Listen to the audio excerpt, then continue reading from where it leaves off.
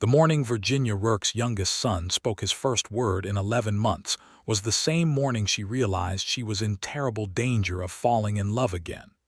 It had been a Tuesday in the late spring of 1878, the kind of morning that rolled across the Texas hill country like a slow fever, warm and golden and deceptively kind, the sort of day that made a woman forget briefly that the world had already shown her its teeth. The town of Callow Creek sat low in a valley between two limestone ridges, a modest collection of weathered storefronts and dust-packed roads that passed for civilization in that part of Kerr County. It was not a place of great ambition or great violence. It was simply a place where people survived, and Virginia Rourke had become very good at surviving. She was 31 years old that spring, though the years since Thomas Rourke had died of a rattlesnake bite 2 summers prior had pressed certain weights into the corners of her eyes and the set of her jaw that made her appear, to those who did not know her, like a woman carved from harder years than she had actually lived. She wore her dark auburn hair pinned back practically, favored plain dresses in navy and brown, and moved through Callow Creek with the quiet efficiency of a woman who had long since stopped expecting anyone to clear the path for her. She was not unfriendly. She was careful. Her sons were her whole world and her whole worry. Caleb was 7, small and sharp-eyed, and given to long silences that ended in sudden declarations delivered with absolute certainty, as though he had spent the silence calculating the exact right words. Samuel was 5, round-cheeked and easy to laugh when he was comfortable, though comfort did not come easily to him around people he did not know. And then there was Eli. Eli was 4 years old, and he had not spoken a single word since the morning Virginia had come in from the yard to find Thomas Rourke lying still on the kitchen floor, already gone, with young Eli crouched beside him holding his father's hand. The doctor in Fredericksburg had examined the boy and said there was nothing physically wrong with him. The Reverend in Callow Creek had said it was grief and that time would mend it. Virginia had waited. She had been patient in ways she had not known she was capable of. She had whispered to Eli in the dark after the other boys were asleep, had read to him from the Bible and from the dime novels she secretly preferred, had held his small hands in both of hers and told him there was no hurry at all. 11 months of silence from her youngest, and Virginia had learned to read him in other ways. The way he pressed his forehead against her arm when he was frightened. The way he tugged twice at her skirt when he was hungry. The way he would go entirely still, like a rabbit that has sensed a hawk, whenever a stranger came near. All 3 of her boys had learned that lesson, and Virginia had not exactly taught it to them, not in words, but they had learned it from watching her. Callow Creek in 1878 was not a dangerous town by the standards of the frontier, but it was not innocent either. Men passed through regularly, cattle drovers heading north toward the Kansas railheads, drifters and gamblers following whatever current carried them, land speculators from the east who smiled too broadly and looked at everything with a calculating squint. Virginia had learned within her first year of widowhood that a woman alone with 3 small children was a particular kind of invitation to certain types of men, the kind who saw need as an opportunity and loneliness as a door left unlocked. She had closed every door. She kept her boys close and her manner polite, but distant with anyone she did not know. Caleb and Samuel had absorbed this the way children absorb their mother's rules, thoroughly, and without needing to be told the reason. When a stranger was present, they were quiet and watchful and kept themselves within arm's reach of Virginia. Eli was the same, only more so. The general store in Callow Creek was run by a man named Horace Finley, who was 60 and stout and perpetually dusted with flour. Virginia came in on the first Tuesday of every month to settle her account and purchase whatever she could not grow or make herself. This particular Tuesday she had all 3 boys with her, which was unusual. Caleb and Samuel generally preferred to stay at the homestead with old Mrs. Gideon from the neighboring property, who watched them in exchange for a portion of Virginia's vegetable garden. But Mrs.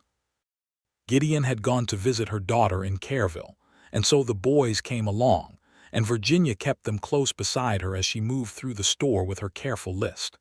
She was examining the price of cornmeal when she heard the voice. It was not loud.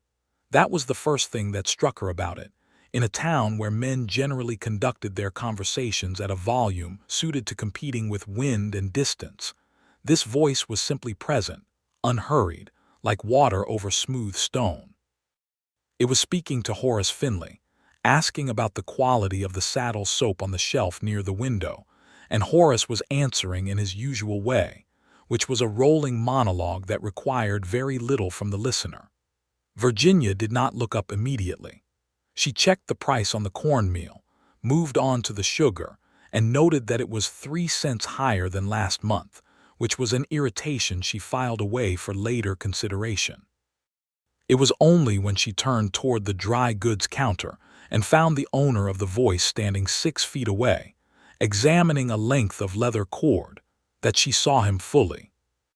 Jacob Ramsey was 34 years old, though she would not learn that until later. He was tall enough to require a slight adjustment of posture when standing near the lower shelves, with the kind of lean, durable build that came not from vanity, but from a life conducted largely outdoors. He had dark hair that needed cutting, brown eyes that were quiet in the way of people who observe more than they speak, and hands that were large and were cruffined, and at this moment holding the leather cord with a particular gentleness, as though considering its properties rather than simply handling it. He wore a plain canvas shirt, dark trousers, and boots that had seen considerable distance. There was a rifle in the scabbard of the horse she had noticed tied outside, but he wore no pistol on his hip, which was notable. Most men in Callow Creek wore firearms the way they wore hats, as a matter of course and identity. The absence of a holster did not make a man harmless in 1878, but it was, Virginia thought in the part of her mind that was always making these small assessments, a point worth noting. She had not intended to look at him long enough to notice all of this. But she had, and when she turned back to the dry goods counter, she found that Caleb and Samuel had pressed themselves quietly against her sides, as was their custom. Eli stood just behind her left knee, one small hand wrapped in the fabric of her skirt. Virginia set about placing her order with Mrs. Finley, who handled the dry goods end of the store while her husband managed the rest, and she kept her attention firmly on the task at hand, which was straightforward and familiar, and required no engagement with strangers whatsoever. She had almost finished when she heard the voice again, this time closer, and this time it was not speaking to Horace but to the empty air just slightly to her right. Now that is a serious-looking beetle. She turned because she could not help it, and saw Jacob Ramsey crouched down at the end of the counter, looking at something on the floorboard. And then she realized he was not speaking to the air but to Eli, who had wandered 2 feet from her skirt, an unusually bold distance for Eli, and was crouched as well, examining something on the floor with great concentration. Virginia's heart contracted.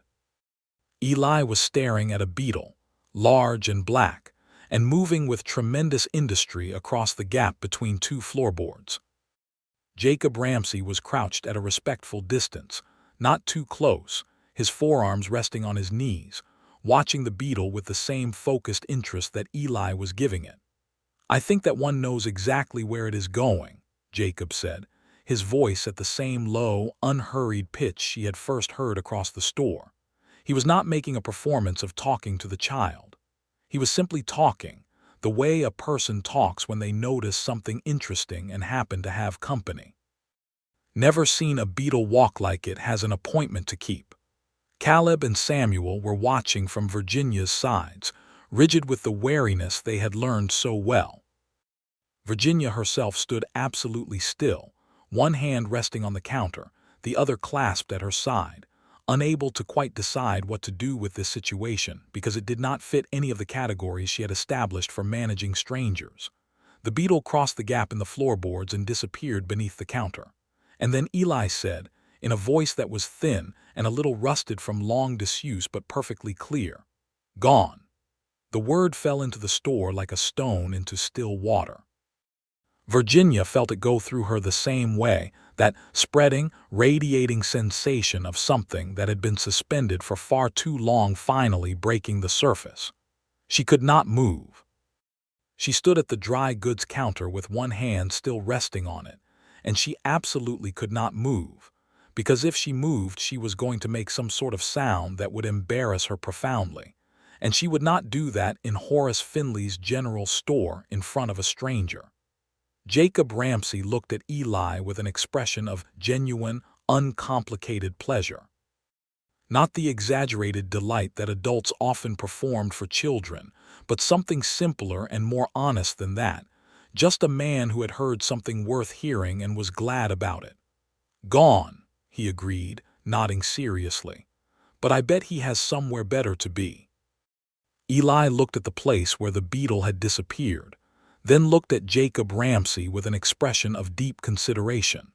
Then he turned and walked back to Virginia's skirt and pressed his face against her hip, and Virginia put her hand on the back of his head and held it there, and her eyes were absolutely burning, and she was not going to cry in Horace Finley's general store. She gathered herself with the efficiency of long practice.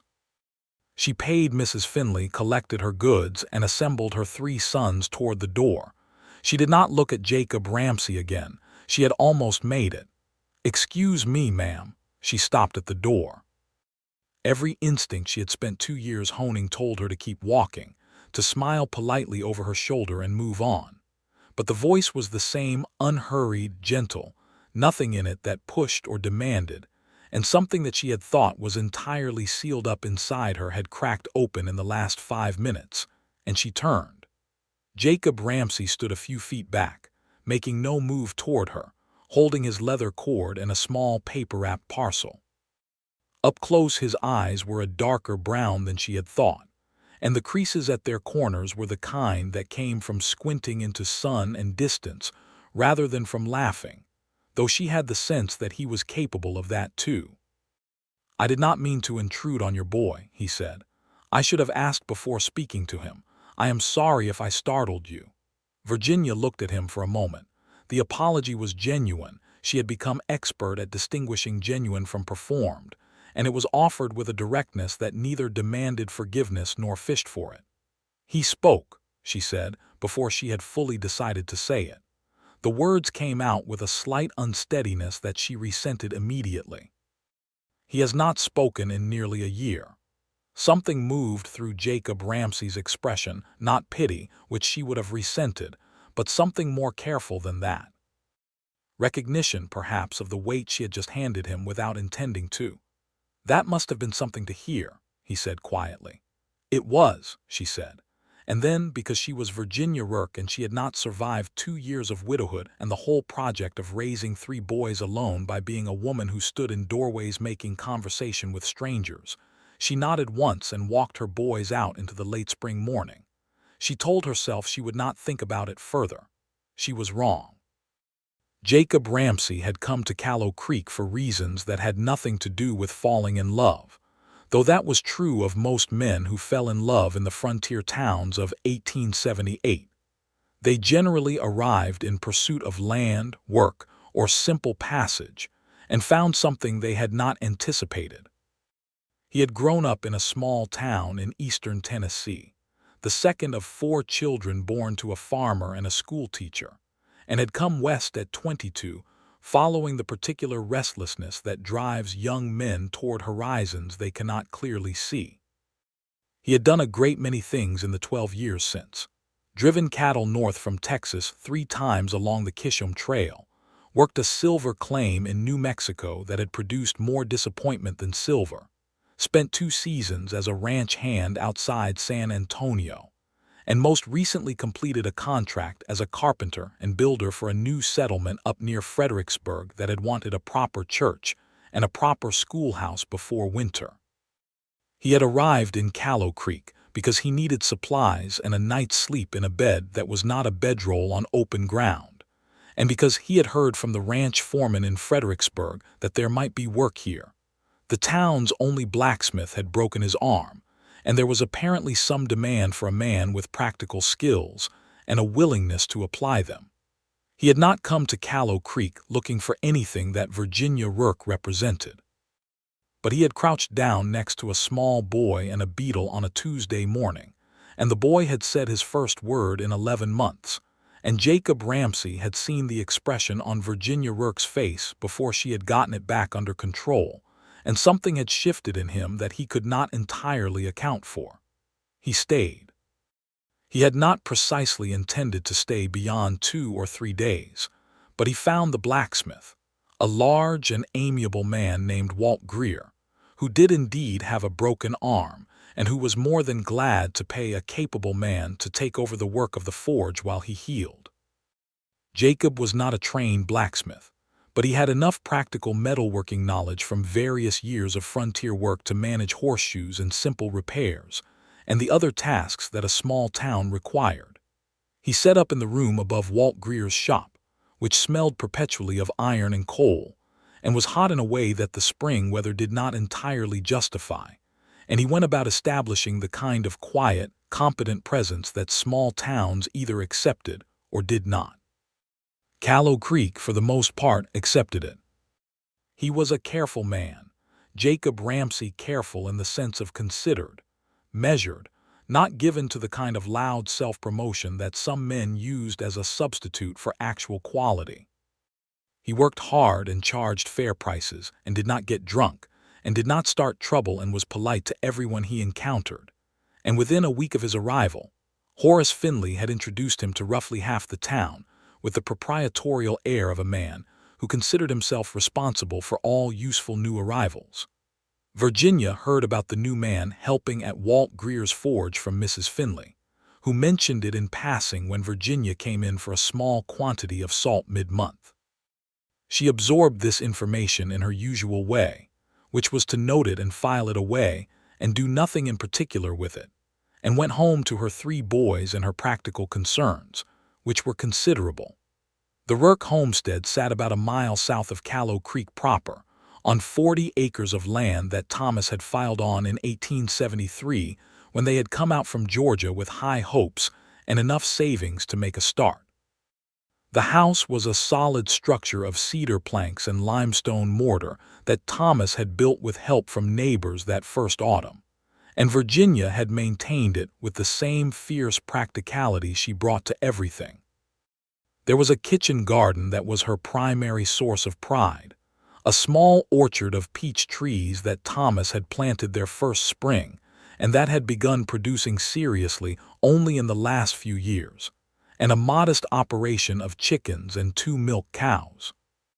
She had income from selling eggs and milk and from taking in laundry from the single men in town, and in the winter she had begun taking in sewing work, alterations and simple garments, which she did at the kitchen table after the boys were asleep. It was not a prosperous life, but it was a real one, and Virginia had chosen to be proud of it rather than diminished by it, because the other option was despair, and despair was not useful. The boys occupied most of her thought and all of her heart. Caleb was proving to have a mind that wanted more than the limited schooling available in Callow Creek. The town's schoolteacher, a young woman named Miss Prentice who had come from Austin 2 years prior, was competent and dedicated, but Caleb read through everything the school possessed and then came home hungry for more. Virginia read to him from everything she could obtain and was quietly organizing her hopes around the possibility of, someday, sending him to school in San Antonio or perhaps Austin when he was older. Samuel was happy and social under the right conditions, and the right conditions were limited to people he knew, which meant that school had been an adjustment. He had settled in now, made 2 or 3 friends, and came home most days with his clothes in a state that suggested he had been conducting small but enthusiastic physical experiments with the world. And Eli was different now, after that Tuesday morning. Not different in a dramatic way. He did not suddenly become a chattering child who narrated everything around him, but he had spoken, and the door that had closed within him 11 months ago was now opened by a careful fraction. He said the names of things he wanted: water, bread, mama. He said no with a firmness that surprised Virginia the first time she heard it, and she had laughed before she could stop herself, which had startled Eli and then made him smile, which was its own kind of miracle. She noticed that he had stopped holding her skirt quite so tightly. He still stayed close, still watched strangers with that rabbit stillness, but he was easier in his body than he had been, as though some compression inside him had been released. Virginia did not let herself think about the fact that a chance encounter with a stranger and a beetle had accomplished what 11 months of her devoted attention had not. She thought about it anyway. The first time she saw Jacob Ramsey again after the store was 2 weeks later, at the town's communal well, which was at the center of Callow Creek's small main street and served as the nearest thing to a civic gathering point the town possessed. She had come in with a barrel on the back of her wagon because one of her cistern lines needed repair and she needed water in the meanwhile, and she found Jacob Ramsey at the well filling a bucket with the unhurried efficiency of a man who has done a particular task many times. He saw her pull up and nodded. She nodded back. This was, she told herself, entirely sufficient. She climbed down from the wagon with the empty bucket she had brought and joined the short queue at the well, which consisted of herself and a woman named Clara Henderson, who ran the boarding house and always had opinions about everything. Clara was talking to Jacob Ramsey with the unabashed interest that she applied to all newcomers, asking him a series of questions about where he had come from and what he had done and whether he intended to stay, and Jacob was answering with a patience that Virginia recognized as genuine rather than polite tolerance. "Mrs. Rourke," Clara said, with the bright attention of a woman who has identified a social opportunity. "You have met Mr. Ramsey. He is helping Walt Greer while his arm mends." "We have met briefly," Virginia said. "Good morning, Mr. Ramsey." "Good morning, Mrs. Rourke." The boys were in the wagon bed behind her. She heard Caleb and Samuel talking quietly to each other, heard the small sound of Eli shifting position in the way he did when he was watching something carefully. She drew her bucket of water and was in the process of turning to carry it back when she heard Eli's voice from the wagon. "Man!" She turned. Eli was standing in the wagon bed, looking at Jacob Ramsey with an expression of earnest recognition. Jacob had turned at the sound of the voice, and now he and the 4-year-old were regarding each other across the space between the well and the wagon with the solemn attention of two parties engaged in genuine consideration of one another. "Hello," Jacob said in that same even unhurried way. "I remember you. You found the beetle." Eli pointed at Jacob with the directness of a child who has not yet learned that pointing is rude. "Man," he said again, clearly satisfied with this identification. "That is correct," Jacob said with absolute seriousness. Virginia stood between the wagon and the well holding her bucket and feeling that same unsteady quality she had felt in the store, the sense of something in her that was not quite under her control. She was aware that Clara Henderson was watching this exchange with the sharp and gleeful attention of a woman who would be discussing it at length within the next few hours. "He is talking more," she said, because it seemed like the information should be shared, and because saying it aloud made it more real. "Since the store, he has been talking more." Jacob Ramsey looked at her, and the expression in his eyes was the same careful, honest thing she had seen that first day, not performing anything, not calculating anything, just genuinely present with what was being said to him. "I am glad," he said simply. Virginia lifted her bucket, loaded it onto the wagon, and went about the business of hauling water, and told herself firmly that this was a pleasant interaction and nothing more, and that she was a practical woman of 31 who had responsibilities and no time for the particular kind of foolishness that was beginning to gather at the edges of her thoughts like weather coming in from the west. The foolishness gathered anyway. The thing about a small town in 1878 is that it does not permit avoidance. The resources of Callow Creek were finite and shared, its population small enough that everyone occupied the same stores and the same roads and the same Sunday services. and Virginia, who had organized her 2 years of widowhood around a careful management of her social distances, found that Jacob Ramsay kept appearing within the circumference of her ordinary life with a regularity that she could not entirely attribute to coincidence and could not entirely attribute to design either. He was at the church on Sunday mornings, sitting toward the back and paying the kind of genuine attention to the Reverend Hargrove's sermons that most of the congregation did not. He was at the hardware store when she came to buy wire for the chicken run she was reinforcing, and he had noticed she was buying the wrong gauge for the purpose and said so, quietly and without making her feel foolish about it, and he had been right. He was at the edge of the schoolyard when she came to collect Caleb and Samuel one afternoon, speaking to Miss Prentice about the repair he had been asked to make to one of the school's window frames, and he had touched the brim of his hat to Virginia as she came up, and then gone back to his conversation with Miss Prentice, without making anything of the encounter, which she appreciated more than she could say, because the men who tried to make something of every encounter exhausted her. She began to notice things about him, the way he listened fully, without the restless waiting that most people called listening, the way he moved through the town, helping where help was needed without positioning himself as someone who was helping. He had repaired Walt Greer's fence after a spring storm knocked it down, and had apparently refused any payment beyond what Greer had already agreed to for the blacksmith work.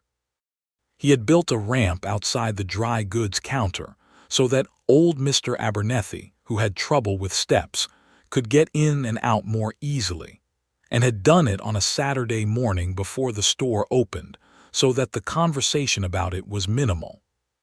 She heard these things from Clara Henderson, who was constitutionally incapable of not discussing the affairs of everyone she knew, and she filed them alongside the things she already knew about Jacob Ramsay, which was that he had crouched down next to her silent youngest son and talked to him about a beetle like it was the most natural thing in the world, and that Eli had spoken. She was not a woman given to romantic fantasy. She had loved Thomas Rourke genuinely and had lost him suddenly, and had grieved him fully, and then had done the work of going on, and she had not spent the subsequent 2 years longing for another man's company. But she was 31 years old and she was not dead, and Jacob Ramsay was a good man in a world that did not produce them in great quantities, and she was beginning to understand that the careful distances she maintained had not made her indifferent, only cautious. The occasion that changed things was not dramatic. It was a practical crisis, which was, Virginia reflected afterward, entirely appropriate for a woman like herself. The second week of June, a summer storm came through the hill country with considerably more intention than the spring storms usually possessed. It lasted 2 days, the second day featuring the kind of wind that ripped shingles from rooftops and overturned wagons that weren't properly secured. And when the sky finally cleared on the morning of the third day, Virginia went out to find that a large section of her barn roof had given way under the weight of accumulated debris, and that the portion that had collapsed had also compromised the wall beneath it, which meant the barn was not safe to house the cows or the horse until it was repaired. She stood looking at it in the thin morning light, with the smell of wet cedar and overturned earth all around her, and the boys quiet behind her, and she calculated with the rapid efficiency of necessity. She could repair the roof herself. She had helped Thomas with such work before and knew the basic principles, but she would need additional hands, because the work required someone on the ground and someone elevated simultaneously, and she could not do both. She could not ask her boys to be elevated on a compromised structure. She could ask a neighbor, but the neighbors she trusted enough were either elderly, as Mrs. Gideon was, or already contending with their own storm damage. She drove into Callow Creek that morning with the boys and went first to Walt Greer's forge, which was the logical place to inquire about labor, and found Walt Greer sitting outside with his splinted arm elevated and looking philosophical about it. She explained her situation, and Walt told her that Jacob Ramsey had already gone out to check on 2 other properties that had reported storm damage, but that he was expected back before noon and would likely be willing to help. Virginia sat with this for a moment. She could ask one of the other men in town. There were several who might be available, but most of them were known quantities in a way that included their opinions about widows with properties and their tendency to translate helping into a kind of ledger of obligation. She had navigated those ledgers before and found them expensive in ways that had nothing to do with money. She asked Walt to tell Jacob Ramsey that she needed help with her barn, if he had time, and gave her address, and went about the rest of her errands. Jacob arrived at the Rourke homestead at 1:30 that afternoon, riding the same horse she had seen outside Finley's store on that first Tuesday, with a toolbox tied behind the saddle and the same unhurried quality he brought to everything. He had assessed the barn damage before he dismounted, she noted. She could see it in the way his eyes had moved over the structure as he rode up. "Appreciate you coming," she said, meeting him at the gate. "Walt said you needed an extra set of hands." "I have them," he said simply. They went a look at the barn together, and Jacob walked the perimeter and then went inside carefully and looked at the area around the collapse. And he asked her several practical questions about what materials she had on hand and what she had available to purchase. And Virginia answered them with the precision of a woman who had detailed knowledge of her own resources. And she saw him register this with something that was not surprise but was a particular kind of attentiveness, as though her competence was a thing of interest to him, rather than an inconvenience to be worked around. The boys were out of school for the day following the storm, and they watched from the gate as Virginia and Jacob mapped out the repair. Samuel, who had inherited Thomas's uncomplicated sociability when not confronted by strangers, had already begun to warm to Jacob's presence. Virginia had seen it happening over the past several weeks, a gradual recalibration of the wariness her boys carried into something more like observation. Caleb was watchful and measuring in his particular way, collecting data. And Eli stood at the gate and watched Jacob Ramsey with the focused attention that Virginia had come to understand was his version of very strong feeling. They worked through the afternoon, Virginia on the ground handing up materials and holding sections in place, Jacob elevated on the sound portion of the barn roof doing the actual nailing and repair. It was hard, concentrated work that left no room for conversation beyond the practical. "Could you pass me that longer board? Would you hold that corner? I need to shift this beam first." And Virginia found that she was comfortable with this, that working alongside someone in purposeful silence was different from the silences she usually maintained between herself and others. Jacob worked with the careful skill of someone who had built things before. He did not rush, but he also did not waste time, and he had an eye for the structural logic of the problem.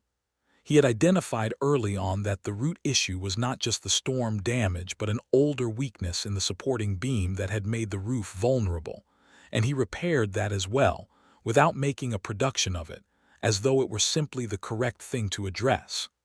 By late afternoon, the barn was solid again. Virginia made coffee on the stove and brought it out, because it was the least she could do, and Jacob accepted it with simple gratitude, and they sat on the fence rail for a few minutes in the cooling afternoon and drank it, and the boys were doing something in the yard behind the house that involved considerable running and periodic shouts from Samuel that suggested high stakes. "Thank you," Virginia said. "I can pay you for your time." "Neighbors help each other," Jacob said. "Walt would say the same." "You have not been here long enough to be a neighbor in the way people usually mean it." "Well," he said, with a slight shift at the corner of his mouth that she was beginning to identify as his version of a smile, "I have been here long enough to notice a barn that needed fixing." Virginia looked at the repaired roof and then at her coffee, and then, because she had always been more direct than was fashionable for a woman of her time and had largely stopped apologizing for it, she said, "Why did you stay? In Callow Creek. You came through for supplies." Jacob turned the coffee cup in his hands. He took his time with the question in the way that she had noticed he took his time with most things that mattered. "Work, to start," he said. "Walt needed help. But there is more to it than that now, I think." He did not elaborate, and she did not ask him to. But the sentence settled in the late afternoon air between them with a weight that they were both aware of. And when Virginia looked at him, he was looking at her with a directness that was not the calculating look of a man assessing an opportunity, but something quieter and more honest than that. Something that said he had considered it and was not trying to hide it. She looked away first, because she was not yet ready for what would happen if she did not. "The boys have not been easy with strangers," she said, and this was both a statement of fact and something that was not quite a warning and not quite an explanation but occupied the space between them. "I noticed," he said. "That is all right. Eli has not spoken to anyone outside the family in nearly a year, until the store." "Beetles are good conversation," Jacob said, and there it was again, that slight shift at the corner of his mouth. Virginia felt something that had been held very tight in her chest for a very long time begin, cautiously, to unclench. "I should start the boys' supper," she said. "I should get back to town," he said. Neither of them moved for a moment. Then Jacob set down the coffee cup on the fence rail, straightened, and touched the brim of his hat. "Mrs. Rourke," he said. "Mr. Ramsay," she said. He rode back toward Callow Creek, and Virginia stood at the fence and watched the barn that was solid again, and let herself feel, just for a moment, the complicated warmth that had settled in her chest without asking permission. The summer moved at the pace that summers in the Texas Hill Country always move, slowly at first, and then, under the weight of the heat, faster, the days becoming a continuous bright blur of necessity and small pleasures. Virginia's kitchen garden flourished beyond her best hopes. The peach trees produced abundantly, and she put up enough preserves to see the family comfortably through the winter ahead with some to sell besides. Jacob Ramsay became, in a gradual and undramatic way, a fixture in the landscape of her ordinary life. This was not something she had planned or pursued, and she was honest enough with herself to acknowledge that she had made no real effort to prevent it either. He continued to work at Walt Greer's forge through June, and in July, when Walt's arm was healed enough that he could resume the lighter work himself, Jacob had by that point taken on 3 separate carpentry and building contracts from residents of Callow Creek who had work that needed doing and were willing to pay for it properly. He was building a new front porch for the Henderson boarding house and a storage addition to the back of the hardware store, and had agreed to repair the schoolhouse's rotten window frames comprehensively before the fall term started. He came to the Sunday services and sat toward the back. He came to the communal well and nodded and said good morning, and sometimes said more than that if the conversation warranted it. He stopped by the Rourke homestead once in early July to check that the barn repair had held through a particularly energetic stretch of summer weather, and Virginia invited him in for coffee, and they sat at the kitchen table and talked for an hour about nothing particularly consequential. Her peach trees, the price of lumber, the question of whether Callow Creek would eventually get its own post office or continue to depend on the one in Careville. And it was comfortable in a way that Virginia had not been comfortable with another adult in 2 years. The boys were different with him now. Samuel had decided on his own schedule that Jacob Ramsay was acceptable company and had taken to showing him things: a frog he had caught near the creek, a carved wooden horse that Virginia had found in a box of Thomas's things and given to him, the results of various experiments with mud and sticks that were of great scientific interest to a 5-year-old. Jacob received all of these offerings with the same seriousness he brought to everything, asking questions and making observations in a way that took Samuel's enthusiasms genuinely rather than indulging them from above. Caleb was slower to come around, which Virginia understood. Caleb had the clearest memory of Thomas, and Caleb had appointed himself a kind of small protector of the family in the months after Thomas died, a role that no 7-year-old should have to occupy, but that he had stepped into with a seriousness that broke Virginia's heart. He was polite to Jacob but assessed him with those sharp eyes, noting and filing, and Virginia did not push it. She knew that Caleb would arrive at his own conclusion in his own time, and that no one could shortcut that process. Eli was the most surprising of the three. Eli, who had been the most guarded, had somehow decided in the particular logic of a 4-year-old that Jacob Ramsey was trustworthy, and demonstrated this by bringing himself within Jacob's orbit whenever Jacob was at the homestead. He did not talk much. He was still a child who used words carefully, but he would sit near Jacob and watch him work and occasionally offer one of his serious, considered statements, and Jacob would receive these statements with the same unhurried attention he gave to everything Eli said, and the effect on the boy was visible and steady and real. Virginia watched all of this and felt the warmth in her chest deepen and complicate, and she spent several long evenings on the porch after the boys were in bed asking herself what she was doing and whether she was being reckless, and whether it was fair to the boys to let them become attached to a man who had come to Callow Creek by accident and might leave by the same principle. She had not asked Jacob about his plans. She was not certain she wanted the answer. It was Caleb who forced the issue, in the way that sharp-minded 7-year-olds sometimes do, with the directness of someone who has not yet learned to approach important things obliquely. It was a Sunday afternoon in late July, with the heat sitting over the hill country like a pressing hand, and everyone moving slowly and deliberately in response to it. Jacob had come to the homestead for Sunday dinner, which had been Virginia's doing. She had said there was no reason for him to eat alone above Walt's Forge on a Sunday, and had said it with the manner of someone making a practical observation rather than an invitation, and he had accepted it with the manner of someone who knew the difference and appreciated both. They were on the porch after dinner, the boys nearby, and Samuel had fallen asleep in the particular boneless way of small children. Eli was sitting on the top porch step, watching a lizard in the garden, and Caleb, who had been unusually quiet through the meal in a way Virginia had noticed but not yet addressed, looked at Jacob Ramsey from where he sat on the other porch step and said, "Are you going to leave?" Virginia went very still. Jacob looked at Caleb with the full attention he brought to everything. He did not look at Virginia first, which she noted he was answering the boy, not checking to see what answer Virginia wanted. "I have been thinking on that," Jacob said.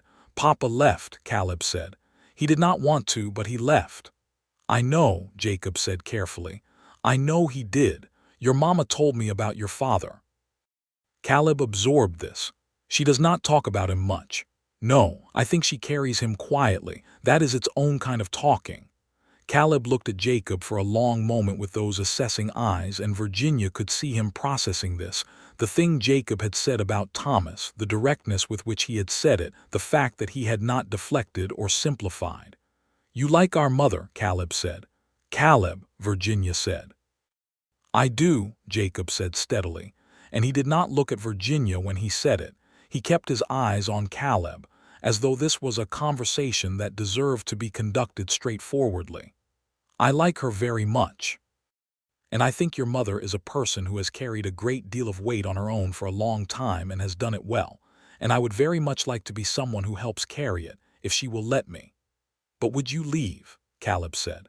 "I cannot promise you the way the world works," Jacob said. "I cannot promise you no sickness or no accident, because that would not be true, and you are too smart for me to tell you things that are not true. What I can tell you is that I am not planning to leave. I am not a man who goes from place to place anymore. I have been that man and I am done with it. This is where I want to be." The porch was very quiet for a moment. Even the lizard in the garden had gone still. Caleb nodded. One decisive nod, the kind Virginia recognized from when he had reached a conclusion he was satisfied with. Then he stood up, patted Eli on the shoulder as he passed him on the step, and went inside. Virginia sat on the porch in the late afternoon heat and looked at Jacob Ramsey, who finally turned to look back at her, and what was between them now was something that had been building since a beetle had crossed a floorboard in Finley's general store, and there was no longer any useful purpose in pretending it was something simpler than it was. "I should have asked you that myself," she said. "I did not because I was afraid of the answer." "You are not afraid of many things," Jacob said. "I am afraid of the things that matter," Virginia said. "The other ones are just problems." He was quiet for a moment, looking at the garden where the lizard had resumed its business. Then he turned to look at her fully, with that directness that she had come to rely on for its honesty. "I said what I said to your boy because it is true," he said. "I am not a man who makes announcements. But I would like to court you, Virginia, if you are willing, and I would like to do it properly, and I would like you to understand that I mean it entirely." He had used her first name, which he had not done before, and the sound of it in his voice, unhurried, certain moved through her the way the word gone had moved through her when Eli had first said it, that sensation of something long suspended breaking free. "I am willing," she said. He reached over and covered her hand with his, briefly, a single solid contact, and then released it, because they were on the porch where the boys could see them and Jacob Ramsey was a careful man. But she felt his hand for a long time after. What followed was a courtship conducted at the particular pace of a woman who is careful and a man who respects caution, set against the rhythms of a small frontier town in the late summer and autumn of 1878. It was not a courtship of grand gestures.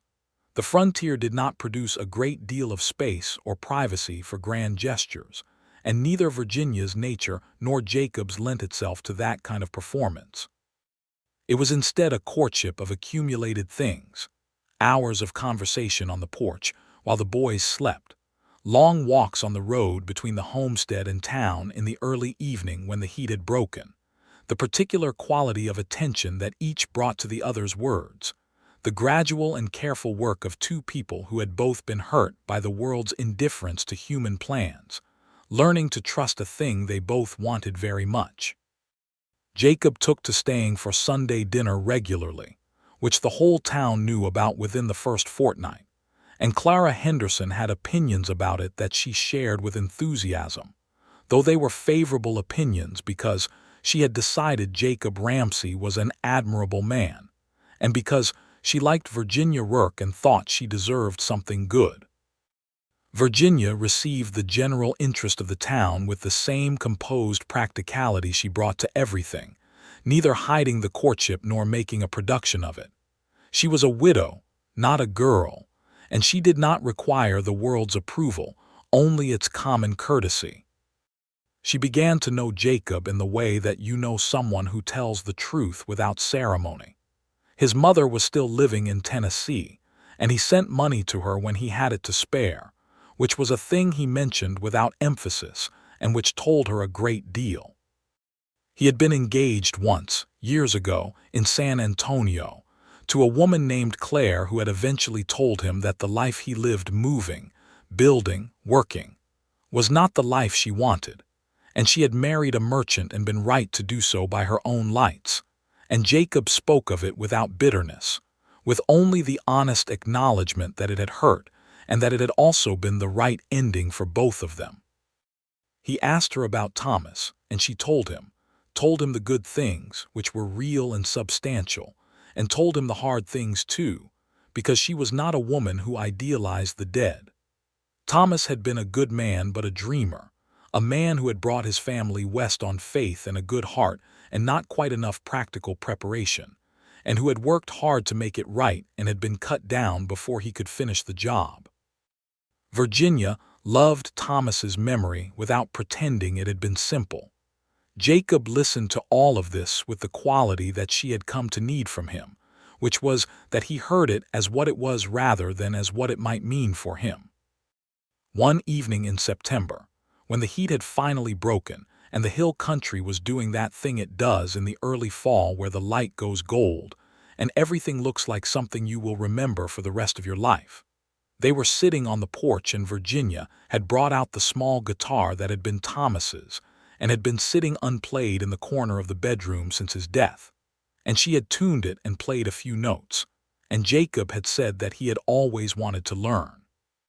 She had shown him 3 chords, positioning his large hands on the strings with the patience and precision she brought to teaching things, and the absurdity of a grown man learning 3 chords on a porch in the autumn twilight had made them both laugh, properly and freely, and Virginia had not laughed like that in longer than she could accurately remember. And when it passed, she found that she was looking at Jacob Ramsay in the gold light with no reservations at all. He asked her to marry him on a Thursday in October, in the kitchen, with the boys present, because Jacob Ramsay was not a man who did things behind closed doors when they were things that affected everyone in the house. He had asked her first, privately, on Wednesday evening, so that she had the chance to answer for herself without any other eyes on her, and she had said yes on Wednesday evening with the certainty of a woman who has arrived at a decision through the complete application of her judgment, and found it sound. The Thursday kitchen proposal was for the boys, and it was delivered with the same directness Jacob brought to speaking to Caleb about hard things. He said that he loved their mother and wanted to marry her and take care of all of them, and that he was not trying to be their father because they had a father, and Thomas Rourke was a man who had loved them and that would always be true, but that he would like to be the man who was there every day if they would have him. Samuel said yes immediately and with enthusiasm, which was entirely in character. Caleb looked at his mother, and she held his gaze and nodded once, and he turned back to Jacob and said that he thought that was acceptable, which from Caleb was equivalent to considerable joy. Eli looked at Jacob for a long moment with his serious dark eyes, and then pointed at him and said, "Stay." And that was both the clearest argument and the most devastating thing Virginia had heard in a very long time, and she had to look at the ceiling for a moment. They were married in November of 1878, in the church in Callow Creek, with the Reverend Hargrove officiating, and nearly the entire town present because Callow Creek was small enough that a wedding was a communal occasion, and people took their occasions seriously. Clara Henderson cried from the third pew with the wholehearted sentiment of a woman who had never met an emotion she did not want to fully inhabit. Walt Greer stood as Jacob's witness. Mrs. Gideon looked after the boys during the ceremony, though they were brought in for the vows, because it had been important to Virginia that the boys were present when she made the promises. Virginia wore the blue dress she had been saving, which she had made herself from a bolt of good wool bought in Careville, and she wore her hair pinned up with Thomas's mother's tortoiseshell comb, which she had carried from Georgia and kept through every hardship since, and she thought, standing at the front of the small church with Jacob Ramsay's large, work-roughened hands holding hers and his brown eyes steady on her face, that she was not betraying anyone by being this happy.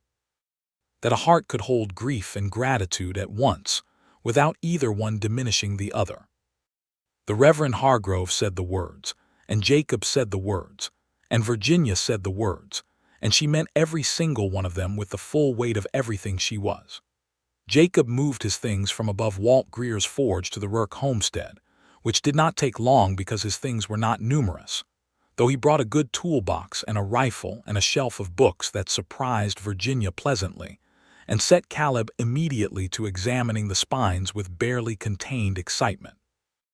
The homestead became fuller in a way that Virginia had not anticipated, not just the physical presence of another adult, but the quality of fullness, the way a house feels different when someone else is also keeping watch. The first weeks of marriage were not without their adjustments. Virginia had been managing everything alone for 2 years and had developed systems that were precise and effective, and she was not naturally inclined to step back from those systems. And Jacob had enough self-knowledge to understand this, and enough respect for Virginia to work his way into the household's rhythms rather than attempting to rearrange them. He asked before making changes. He deferred to her in matters he did not yet understand and said so plainly. And he was, she found, genuinely useful in the practical sense, not performatively helpful but substantively capable, a man who picked up the hammer when there was a nail and who had a feel for what needed doing. The boys settled into the new arrangement with the plasticity of children who are fundamentally secure. Samuel adopted Jacob as a primary audience for all of his enthusiasms within the first week, and dragged him out to see the creek and the peach trees, and the place in the south pasture, where a family of armadillos had taken up residence, all of which Jacob viewed with the appropriate seriousness. Caleb began borrowing books from Jacob's shelf and leaving them back with particular pages folded down, and Jacob had begun to read the same marked pages afterward and leave his own brief notes in the margins in pencil, and they had developed this paper conversation without either of them formally proposing it, which Virginia found quietly extraordinary. And Eli. By December, Eli was talking with the steady, considered pace that was simply his way, not the same as other children, not rushing toward language as some children did, but using it with care, building sentences that were short and exact. He still went around people he did not know. He still kept close to Virginia in town. But within the homestead, within the circle of family, he was increasingly himself, and his voice, still thin, still careful but present, was the most beautiful thing Virginia had heard every single morning she woke to it. She was sitting at the kitchen table one evening in late December, when the cold had come in properly and the fire was going and the boys were asleep and Jacob was sitting across from her reading, and she looked up from her sewing and looked at him in the firelight and felt something so complete and settled and real that it required no particular action, only the acknowledgement of it. "Jacob," she said. He looked up. "I am glad," she said. "I am simply very glad." He put the book down and looked at her with those quiet brown eyes, and the slight shift at the corner of his mouth that she had come to love as its own particular language. "So am I," he said, "every single day." The winter passed, and the spring came again, that second spring since Jacob had ridden into Callow Creek looking for supplies and a night's sleep. And with the spring came the announcement that Virginia had not been certain about until she was certain, and then had told Jacob privately before she told anyone else, because it was his to know first. She told him on a Thursday morning in March, after the boys had left for school and the kitchen was quiet except for the fire, and his face went through something that she watched with full attention, the surprise, and then the comprehension, and then something that was not the word joy exactly, but was all the real things that word pointed toward, open and undefended in a way she had only seen his face be in private moments. He stood up from the table and came around it and put his arms around her carefully, the way he always held her with a mindfulness of her, not just of his own feeling, and said her name against her hair in a voice that was not quite steady. "Virginia," he said. "Yes," she said, "I know." They told the boys that evening at supper. Samuel's response involved considerable volume. Caleb had a series of practical questions that Jacob answered with the patience of someone who expected nothing less and was glad of it. Eli looked at Virginia for a long moment and then patted her hand twice. The old signal, the tug twice at the skirt for when he needed something, transformed now into something he gave rather than asked for, and said "good," with a gravity that belonged to a much older person. Virginia laughed until she had to put her forehead on the table, and Jacob sat beside her and laughed too, and the boys watched their parents with the slightly uncertain expressions of children watching adults do something they did not entirely understand, but that seemed positive. The summer of 1879 was the best summer Virginia Rourke had ever spent in the hill country, and she had spent enough of them to have a solid basis for comparison. The kitchen garden was extraordinary. The peach trees outdid themselves. Jacob had built a proper covered porch on the south side of the house in the spring, wide enough to sit on in the evenings, and Virginia spent many evenings there in the long summer twilights with the boys playing in the yard and Jacob nearby and the hill country doing its gold light thing. And she let herself simply be in it without any of the old vigilance, the constant watchfulness that had been her companion for 2 years. Jacob had established himself properly in Callow Creek by now, not just as the man who had come through for supplies and stayed, but as a man of the town. He had taken on more substantial carpentry work, including a contract to build a proper bank building when the population of Callow Creek finally warranted one, which was being debated at town meetings with the seriousness that small towns bring to their own significance. Walt Greer, whose arm had healed fully, had offered Jacob a formal partnership in the forge and carpentry work combined, which Jacob had considered carefully and accepted, because it was the right structure for what had become a real business, and because it meant he was anchored to Callow Creek in the kind of concrete, practical way that left no ambiguity about his intentions, which he had never had any ambiguity about anyway, but which it was good to formalize. Caleb, in the fall of 1879, was 9 years old and reading at a level that astonished Miss Prentice, who told Virginia quietly that the boy had a mind that needed more than Callow Creek could give it, and that there were scholarship opportunities through the Methodist Church for exceptional students to attend the academy in San Antonio. Virginia and Jacob sat with this for 2 weeks, talking it over in the evenings with the careful consideration it deserved. Caleb was 9. San Antonio was not close, but the opportunity was real, and Caleb's mind was real, and denying it would be its own kind of harm. They talked to Caleb. They explained the situation without simplifying it. The distance, the time away, the cost, the opportunity, and Caleb asked intelligent questions, and then thought about it, and then said that he wanted to go.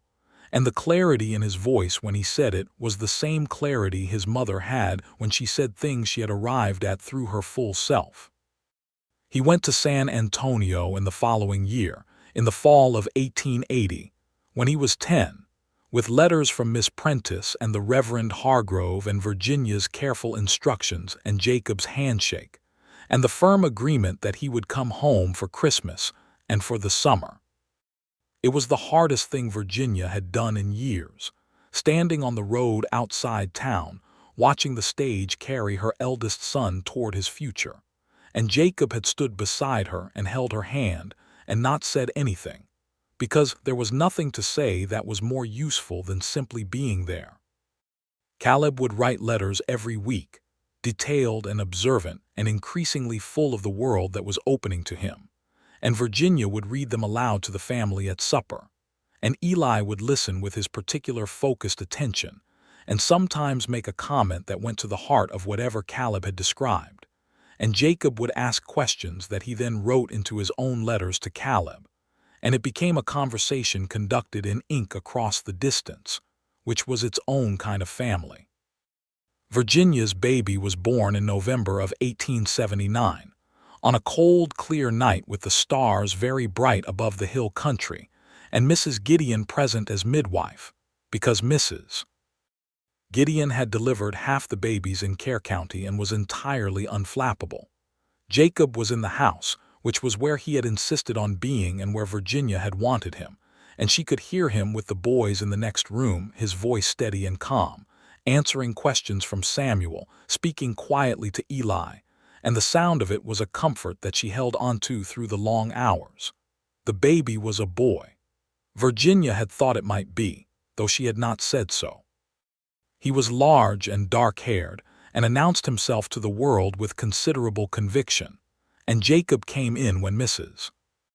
Gideon called him and sat on the edge of the bed, and looked at this new person in Virginia's arms with an expression that she had never seen on his face before, and that she would remember precisely for the rest of her life, something completely unguarded, stripped of the careful composure he usually carried, just a man looking at something that had undone him entirely. "Hello," Jacob said quietly, to the baby, in the same tone he had used to a beetle in Finley's General Store a year and a half before. Virginia felt the tears come and did not try to stop them. "What do we call him?" Jacob asked. They had talked about names, they had a list. But Virginia looked at the baby and then at Jacob and said, "Thomas." Jacob was very still for a moment. Then he looked at her with a question in his face that was also an understanding of what she was offering. "Thomas Jacob Ramsey," she said, "if you are willing." He put his hand on the baby's head gently. "I am more than willing," he said, with the slight unsteadiness that she now recognized as the sound of Jacob Ramsey moved to his depths. Samuel had opinions about the baby that were voluminous. Eli examined the baby with the concentration he brought to beetles and lizards and other important things, and then touched one small fist with one finger and said, "Mine," which made Virginia and Jacob both laugh, and which he appeared to mean as a statement of proprietorship and affection rather than possession, because he was thereafter the baby's most devoted attendant in a way that demonstrated a capacity for gentleness that no one had expected from the boy who had spent a year in silence. Thomas Jacob Ramsey grew through his first year surrounded by this family in this house, on this 40 acres of hill country land, and he was a cheerful and vocal child who had apparently decided to compensate for Eli's early silence by narrating everything he encountered from the moment he acquired language, which he did with great enthusiasm by the time he was 1, and which produced considerable amusement and occasional weariness in equal measure. Jacob built the house out in the spring of 1881, adding 2 new rooms so that there was space for everyone and space besides, because Callow Creek was growing and the Ramsey family was growing with it, and the original cedar plank house, solid as it was, had been designed for a smaller life than this one had become. He built it carefully, the way he did everything, and he consulted Virginia on every decision, the window placement and the width of the rooms and the layout of the kitchen addition, because this was her house before it was his, and because that was simply how he was. Caleb came home from San Antonio for Christmas of 1881 at 12 years old, with a straighter posture and new ideas in the same sharp eyes, and he looked at the expanded house, and at his little brother Thomas toddling around the new rooms, and at Samuel, who was now 8 and had grown several inches and still had mud on his boots, and at Eli, who was 7 and quiet and steady and spoke in careful, complete sentences when he spoke and was otherwise content in his own considered way. And he sat at the supper table and said, "This is a good life." He said it with the particular weight of a boy who had been away long enough to see the thing he had come from in perspective, and it landed at the table the way true things land, settling rather than striking, simply present, simply right. Virginia looked at him across the table and felt the fullness of all the things that had led to this moment, the loss and the silence and the long difficult work of going on, and the beetle on the floor of Finley's general store, and a voice that was so gentle her youngest had spoken, and everything that had come from that single unremarkable Tuesday morning. "Yes," she said, "it is." Jacob was looking at her from the other end of the table with those quiet brown eyes and that slight shift at the corner of his mouth, and she held his gaze for a long moment and let herself simply be seen by him and be glad of it. The winter of 1881 brought a cold that settled over the hill country with unusual persistence, and the family spent long evenings inside with the fire going and the lamps lit. And Jacob read aloud from his books while Virginia sewed and Thomas fell asleep in improbable positions, and Samuel drew his increasingly elaborate diagrams of things he wanted to build someday, and Eli listened to the reading with his whole attention, and sometimes asked a question that stopped everyone and required Jacob to think genuinely before answering. There was an evening in February when the cold had kept them all inside for 3 days, and the boys were restless, and Virginia was tired, and Jacob had made coffee and brought it to her without being asked, and sat beside her on the bench near the fire, and she leaned against his shoulder without saying anything, and he put his arm around her, and they sat like that while the fire burned and the boys eventually wound down into sleep, and the house was warm and solid and real. "I think about that morning in the store sometimes," Virginia said, not particularly to start a conversation, just because it was on her mind, the way things come forward sometimes when you are tired and warm and at peace. "So do I," Jacob said. I almost walked past without turning around when you called out to me. I almost did not call out, he said. I almost just let you go. She felt the particular quality of that near miss, the contingency of it, the way everything that followed had rested on two people each making one small decision. She had lived in the frontier long enough to know that life was full of such hinges, that whole futures pivoted on moments that had no particular feeling of importance while they were happening. "What made you call out?" she asked. Jacob considered it in his unhurried way. "You looked like someone who had been carrying something heavy for a long time," he said. "Your boy had just spoken, and your face was trying very hard to be composed about it and almost succeeding.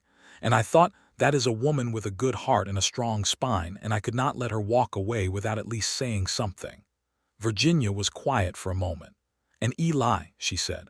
"What made you talk to Eli the way you did, not the way people usually talk to children?" "He was looking at that beetle like it was the most important thing in the room," Jacob said. "So it was. What else would you do?" Virginia thought about all the things other people had done around Eli in the months of his silence. The exaggerated patience, the overly bright voices, the concerned looks exchanged above his head, the whispered discussions in her presence as though she were not there, as though her silent child were a problem to be solved rather than a person to be met. The number of people who had simply looked at what Eli was looking at and been present with him without making anything of it, that number was one. "He trusts you," she said. "He has from the beginning more than any of the others even. I have never fully understood why." "I think," Jacob said slowly, "that children who are very quiet become very good at reading whether a person means what they say, because they are watching more carefully than most, and Eli is the best watcher I have ever seen." Virginia thought of Eli at 4, crouched beside a beetle, and Eli at 7, listening to Jacob read with every cell of himself attending, and Eli in the intervening years, saying fewer words than his brothers and meaning everyone. "He gets it from me," Virginia said. "I know," Jacob said, with a slight shift at the corner of his mouth. "It is one of the things I love about both of you." They sat by the fire while the cold held the hill country in its grip outside, and Virginia felt the warmth of the house and the solid weight of Jacob's arm around her, and the sounds of her sleeping children, and she understood that this was happiness, not the idea of it but the actual substance of it, built from practical things and honest words, and the daily work of choosing someone and being chosen.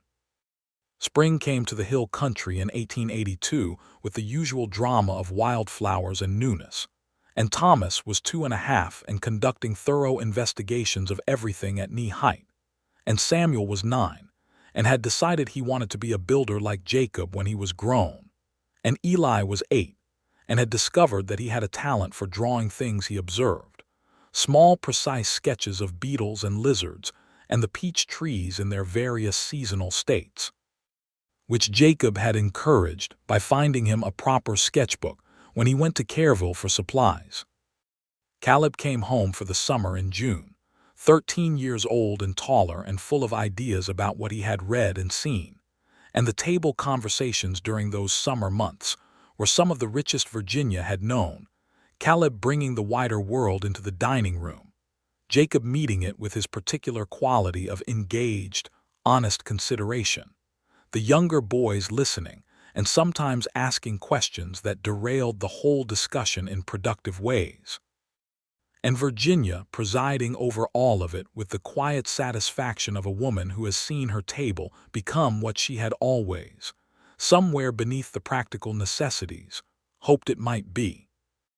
It was at the end of that summer that Virginia understood she was going to have another child, and she told Jacob in the kitchen on a Tuesday morning, because she had always, she thought, had important moments on Tuesday mornings, and he put down his coffee cup and looked at her and then at the ceiling and then at her again with that open, undone expression. "Another one," he said. "Another one," she said. "Good," he said, in the same exact tone that Eli had used about Thomas's arrival, and Virginia put her hand over her mouth to keep in the laugh. "You sound like your son," she said. "He is a wise boy," Jacob said. He usually has the right word for a thing. The baby arrived in the late winter of 1883, a second son, which made Thomas indignant in a way that was entirely without foundation, since he had no claim on being the youngest and had been told this several times. They named him Henry William Ramsay, William for Jacob's father, and Henry because Virginia had always liked the name. Henry was red-haired, which was a surprise and a delight, clearly drawing from some Rourke ancestry that had been waiting for its opportunity. And he had a personality that announced itself early as emphatic and joyful and considerably louder than anyone else in the family. Samuel, at 9, was deeply proud of his position as the brother who understood construction and showed Henry everything that had structural potential from the moment Henry could walk, which was earlier than it should have been, and into everything immediately. Thomas, at 3, divided his time between performing for Henry's entertainment and competing with him for the most notable accomplishments, which produced a sibling dynamic of such entertaining intensity that the household was rarely quiet. Eli, at 8, drew portraits of Henry that caught the red hair and the emphatic expression with a precision and tenderness that made Virginia stop and look at them for a long time when she came across them in his sketchbook. Caleb came home that Christmas to meet Henry and said that the family was getting unwieldy in the best possible way, and Jacob agreed, and Virginia said she thought it was just about right. In the spring of 1883, Callow Creek had grown to the point where the bank building Jacob had contracted for was under construction, and the school had expanded, and Miss Prentice had been joined by a second teacher, and there was real discussion of a proper doctor taking up residence rather than depending on the one in Fredericksburg. The town was becoming something, slowly and by the accumulated work of the people who had chosen to stay in it, and Jacob Ramsay was woven into that becoming in ways that were practical and real. The buildings he had built, the forge he co-owned with Walt, the reputation he had made as a man who did good work and stood behind it. Virginia had expanded her kitchen garden into a genuine small market operation, selling produce to several of the town's businesses, as well as from a stand at the market that Callow Creek had begun holding on the first Saturday of each month. She had a ledger and a business, and the financial situation of the Ramsay household was the most stable it had been since before Thomas Rourke's death, and she allowed herself to acknowledge that this was not just Jacob's doing, but the result of two people working toward the same future with their whole capacity. She stood at the market stand on a Saturday morning in April of 1883, with Henry on her hip and Eli beside her maintaining his usual careful watch on the world, and she saw Jacob across the main street of Callow Creek talking to Walt Greer outside the forge, and he looked up at that moment and saw her, and the slight shift at the corner of his mouth traveled across the distance between them with the clarity and ease of something that needed no announcement. She smiled back at him fully, with nothing held in reserve. The life that had been broken, and the life that had been rebuilt, and the life that was now simply, genuinely, theirs. She held all of it in the same moment, in the April morning with the hill country blooming around them and her children occupying the various small territories of her awareness, and the man she loved standing across a dusty street in a frontier town that was becoming a real place because people like them had decided to make it one. Eli tugged at her hand, not her skirt, not the old signal, but her hand, deliberate and connected. "Mama," he said. "Yes," she said. He looked at her with those serious dark eyes and then pointed at Jacob across the street. "He is looking at you," Eli said. "I know," Virginia said. "Good," Eli said, with the same word he had used for everything true and right and worth noting. "Yes," Virginia said. "Very good." The spring market continued around them, and Henry reached for a bunch of radishes and she moved it out of range, and Samuel came running from somewhere with mud on his boots, and Jacob began walking across the street toward them, unhurried, certain, his eyes on Virginia, and she watched him come with her whole heart available, nothing guarded, nothing withheld. This was the life. Not the life she had planned, not the life that had been handed to her, but the life that had been built from loss and endurance. And one Tuesday morning, when a beetle crossed a floorboard and a gentle voice said exactly the right thing, and everything had followed from that, the way rivers follow from the first rain, carving their way through stone until they reached the valley that was always meant to hold them.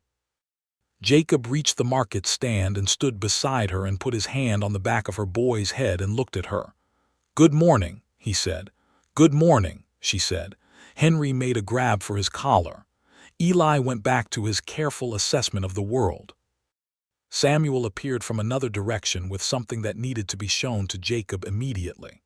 And Virginia Rourke, who was now Virginia Ramsay, who had been a widow and a guardian and a survivor, and was now a wife and a mother and a partner, and simply, straightforwardly, a happy woman in the hill country in the spring of 1883, looked at the market full of her neighbors, and the sky full of April light, and her family full of life and noise and love, and she thought, here, right here. This is where every hard thing was leading. She had kept her boys quiet around every stranger in town, because the world had shown her its teeth, and she had learned to be careful. And one man's gentle voice had reached through all of that careful distance, and touched the most silent and guarded of her children. And she had not been able to move in that first moment because something in her had recognized, before her mind had caught up with it, that this was the thing she had not known she was waiting for. And now it was 5 years forward from that morning, and the beetle was long gone to wherever beetles go, and Eli was 8 years old and talking in careful sentences and drawing the world with precision and tenderness, and the family at this market stand in Callow Creek, Texas, in April of 1883, was every good thing that had come from one person crouching down to look at what a small boy was looking at, and finding it genuinely interesting. Virginia settled Henry more firmly on her hip. She leaned briefly against Jacob's arm. She looked at the hill country spread out around the town, the live oaks and the limestone ridges and the late spring sky doing its impossible blue, and she breathed it in. The life was full. The life was hers. The life was good.